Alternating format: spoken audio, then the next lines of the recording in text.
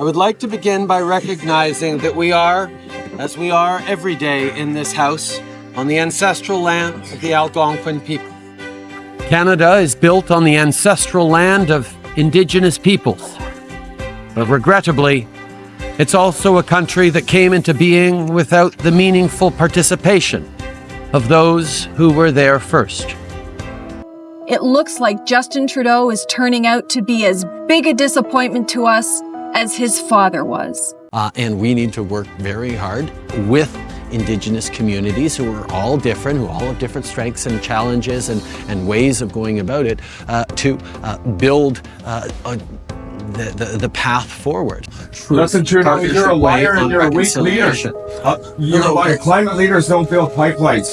You know, so many of our elected leaders here in BC oppose the pipeline. Mayor of Vancouver got arrested opposing this pipeline. I'm from Tsleil-Waututh Nation and we say no. We still say no. I call you a liar and a weak leader because you call yourself a feminist. When you build up 1,000-man man camps, the rate and the abuse against Indigenous women goes up. This is reconciliation in action. There's a little bit of buyer's remorse that's seeping into the attitudes of Indigenous peoples. That yes, we acknowledge the terrible wrongs generations of Canadian governments and institutions and individuals perpetrated on Indigenous peoples throughout our history. And now you are the head of the paternalistic patriarchal structures that be, the ones that change their names over time from Indian affairs to Indigenous affairs, as if a name change would change the fact that y'all are still operating on the bones of the Indian Act, trying to govern how your Indians act. We have discriminated against Indigenous children for generations, for decades, for centuries. But after he was elected, he quickly forgot his promises to us. We know the horror of residential schools. Together, we just took another significant step on the path of reconciliation between the Crown and Wiggle-Ma. You're a weak leader and you're a liar. I'm thanking you. You say you want Thank you for highlighting that. And I want to highlight as well. We say no. No means no, right? That pipeline's like, how dare you put 400 tankers through this body of water? For Indigenous peoples in Canada, the experience was mostly one of humiliation, neglect, and abuse. 2/3 do not feel respected by government and are abandoning support for the Liberal Party in droves. We've heard the word reconciliation repeated numerous times, almost ad nauseum, but we've seen gestures and actions that resemble past governments. Our government has been focused on fairness. Canada tried very, very hard to erase Indigenous identity, culture, and strength.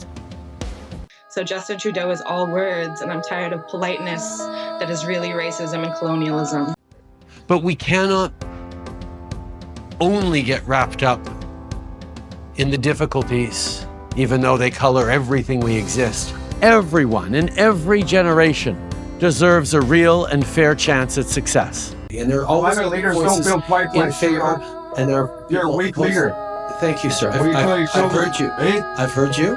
I stand here, I honor my ancestors, my children, by protecting my lands and waters. Thank you. You threaten our lands and waters. Right? How dare you bring that to our waters? Some fellow leaders of yours.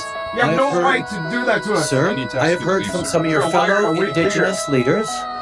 I've heard from some of your fellow Indigenous leaders who are in favor of resource development, who want to be partners in guarding us from it. Why don't you talk to them?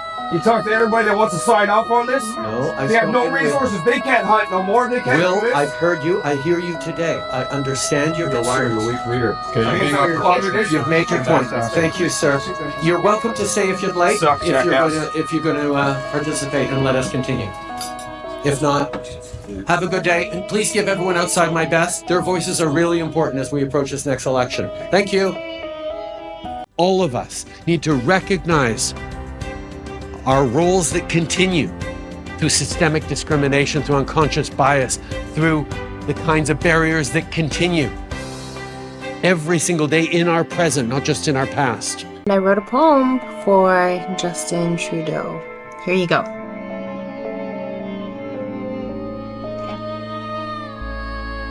Hey, Justin. There's some words that I've been meaning to get off my chest. We recognize your important contributions.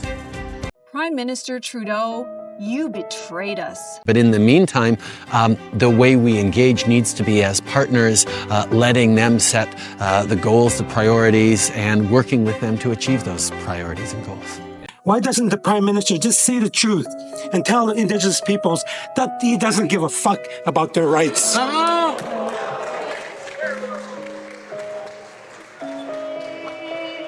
We need to value and recognize and celebrate Indigenous peoples and the cultures, languages, and strengths that they have always brought to this extraordinary land. The fact that the federal government controls so completely Indigenous peoples. We will always be a partner in building a better future for Indigenous peoples, a future to be determined by all of you. There are things that simply make no sense anymore in a modern and free country. Reconciliation will always be at the forefront of everything we do.